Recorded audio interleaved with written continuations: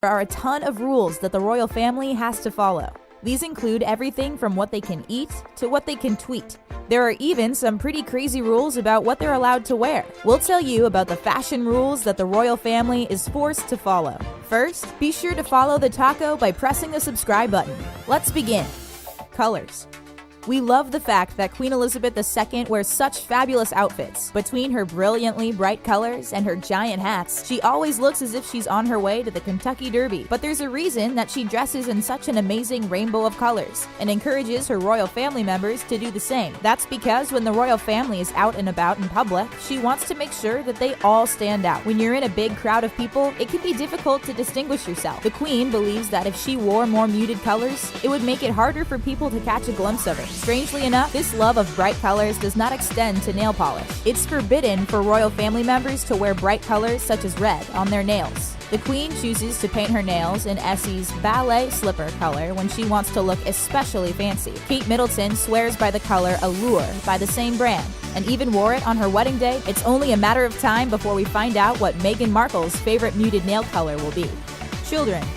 Not even the adorable royal children are exempt from the fashion rules that the royal family has to follow. If you're a fan of sweet little Prince George, you've likely noticed that you never see the tot wearing a pair of trousers. There's a reason that he's always pictured wearing shorts, and that's because it signifies that he is a member of high society. For the upper class, boys wearing pants is seen as terribly suburban, according to etiquette experts. They're fine for men and older children, but Prince George probably won't get his first pair until he's at least 8 years old. It's a subtle marker of class to be sure, but an important one in many social circles, including that of the royal family. Princess Charlotte may be even younger, but even she isn't immune to the fashion rules of the royal family. She must always be dressed properly, and when she's on royal tours or visits, you'll see her dressed in the brightest of colors. Even though she's not quite old enough to dress herself, her parents make sure that she dresses in a way that Queen Elizabeth would approve of. Sadly, she'll miss out on the teenage girl rite of passage of wearing tons of glittery nail polish.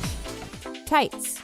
Once upon a time, it was unthinkable that a woman would venture outside without wearing a pair of stockings. But nowadays, most of us aren't afraid to go out with bare legs. However, the women of the royal family wouldn't dare step out in public without sporting a pair of tights. Yes, this rule is literally constricting, but it's one of the few hard and fast rules that they have to follow. Some fashion edicts allow a little wiggle room, but not this one. All royal women are required to cover their legs with tights when they are out in public. Kate Middleton is a huge fan of John Lewis 7 Denier Barely There tights. If you want to cover your legs like a member of the royal family, you'll be relieved to know that you can grab a pair of these for only about $7.50. Although a black or colored pair of tights is acceptable, the most common color that you'll see the royal women wear is nude. Scandalously enough, we've noticed that Meghan Markle isn't shy about appearing in public with bare legs. Only time will tell if she'll follow this important rule once married, or if she'll stand up and defy the Queen by shunning tights.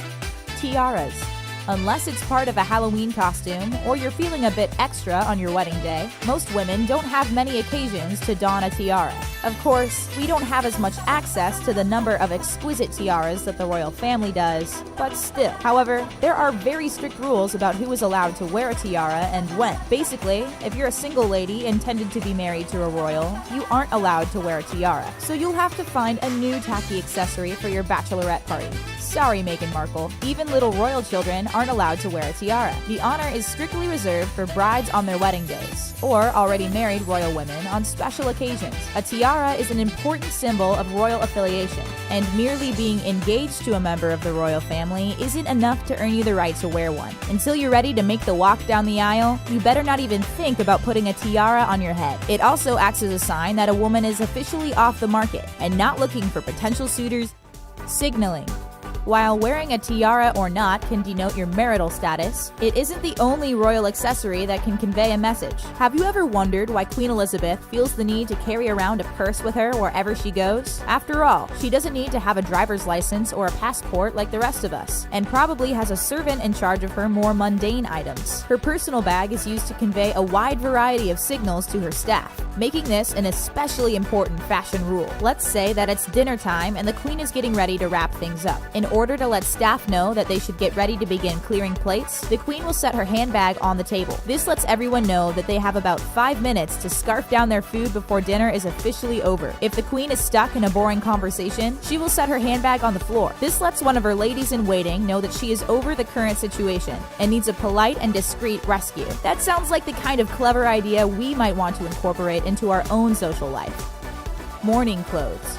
Considering the fact that they are so wealthy, it seems like members of the royal family can probably buy whatever they might need on the go. But there is one specific outfit that they must always carry with them, no matter where or how they are traveling around the globe. Members of the royal family always have to carry around a morning outfit comprised of black clothes. Especially since they're usually spotted wearing such bright colors, it simply wouldn't do to be seen wearing such things if a tragedy had occurred. The royal family is under intense scrutiny, so even being spotted for a moment in a non-appropriate outfit would be a huge scandal. You might think that this is one of those crazy rules that will never come into play, but it totally has. In 1952, the Queen was visiting Kenya with Prince Philip when she received the tragic news that her beloved father had passed away. She hadn't packed appropriate morning clothes, so she was forced to wait in her plane on the runway until a suitable outfit could be brought to her. It was an embarrassing situation, and one that she's determined no other royal family member will be forced to experience because of poor planning.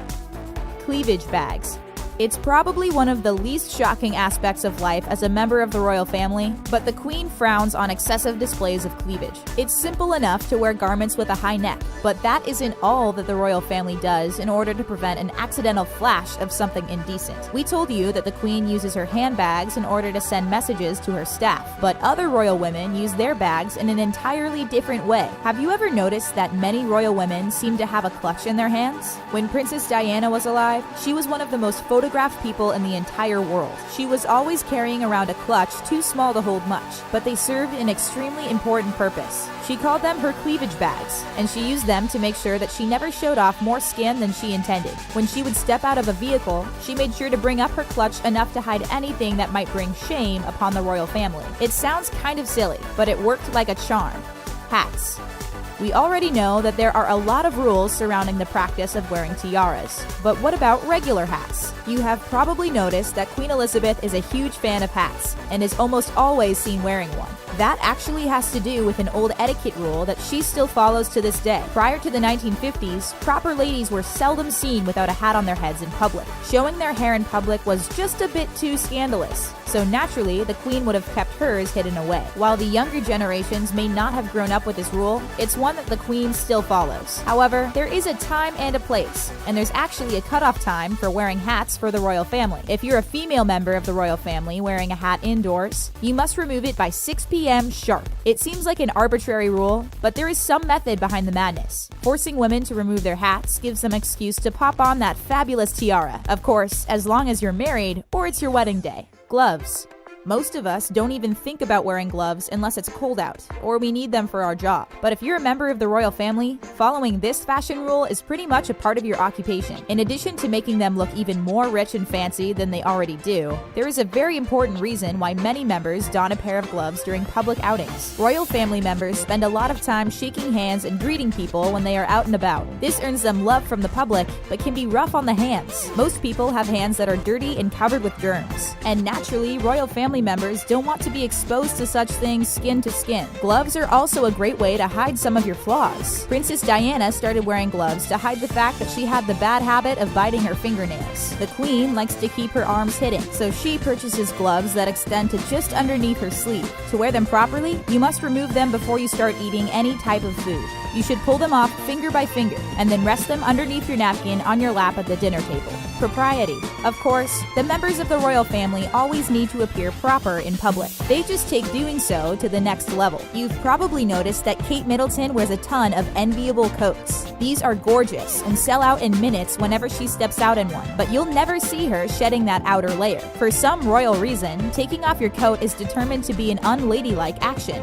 and it's only to be done in the privacy of your own home. So, if Kate Middleton grabs a coat for a day out, she's making a huge commitment, since she can't take it off off if she changes her mind. When it comes to shoes, royal women know better than to wear wedge-style shoes in front of the queen. They can get away with slipping into a pair on occasion, but apparently the queen just can't stand them for whatever reason. Wearing heels is encouraged for female members of the royal family, but only to a certain extent. It's important that their heels are kept to a proper and manageable height. Which one of these royal fashion rules do you think you'd have a hard time following? Let us know which rule you just couldn't stand.